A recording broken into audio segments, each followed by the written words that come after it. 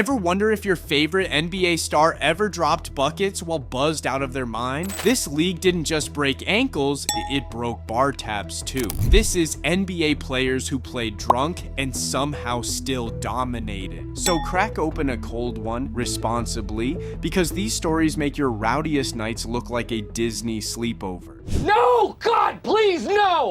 Dennis Rodman, the Worm, the Rebound King, the Hangover God. Rodman didn't just party, he invented load management before it was cool. Except instead of resting at home, he was knocking back shots with Carmen Electra in Vegas, while the Bulls waited for him to come back for the finals. This dude once took a 48-hour mental break during the 1998 NBA Finals. He didn't meditate in a cabin, he ran off to a Sin City strip club, chugged enough vodka to drown a horse, then rolled back into the United Center like nothing happened. MJ literally flew to drag him out of his hotel room. And you know what? He grabbed 20 boards the next night. It's like his hangovers fueled him. Vodka in, rebounds out. The man once said he felt more focused after a wild night because the noise in his head went quiet on the court. Moral of the story, never doubt a man in a wedding dress with neon hair and a tequila sponsorship. Now, if you think Rodman's the only one who turned last call into first bucket, just wait for the next big man on this bender list. Charles Barkley, Sir Charles. Part-time NBA legend, full-time party consultant. Young Chuck in Philly, a walking frat party with a nasty turnaround jumper. He's joked he'd finish a case of beer with the boys, hit the club till sunrise, then roll into shoot around at 7 a.m. smelling like a frat house basement. And yet he'd torch your entire front court for 30 and 12 before you could say, wait, did he just burp on the bench? There's a legendary story where Barkley showed up at practice wearing sunglasses. Coach thought it was for the hangover, but Chuck claimed it was because the lights were too bright for greatness. And the best part, he once told a rookie, if you want to last in this league, learn to handle your liquor. Next time you see Chuck on TNT talking about guarantees, say just know he used to guarantee that the club stayed open till sunrise too. But Sir Charles was just warming up for the next generation's king of questionable decision.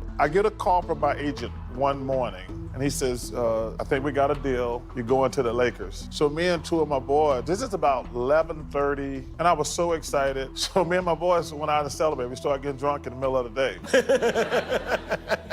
I was so excited. My agent called me back about 3 hours later. He said, the Sixers pulled out the deal, and we got a game that night. J.R. Smith, Mr. Henny Gott, Mr. Shirtless Parade, Mr. Wait, what's the score? If you've seen that infamous pic of J.R. with a bottle of Hennessy glued to his hand, congrats, you know the vibe. When he was with the Knicks, it was an open secret. J.R. hit the clubs like they were his second home. He once said he'd wake up still drunk and just hoop. Some teammates swear he'd come straight from the club, glitter still on his jeans, and bury contested threes like he was practicing in his backyard. His coach fined him multiple times for being late because he was out networking at 4 a.m. in that 2018 finals meltdown. Maybe it was the Henny ghost, who knows? But despite the chaos, the man could light it up when it mattered. Sometimes a hangover jumper hits different. And speaking of different, the greatest to ever do it might have done it with more than just a cold sweat. Michael Jordan, yes, his airness, the GOAT.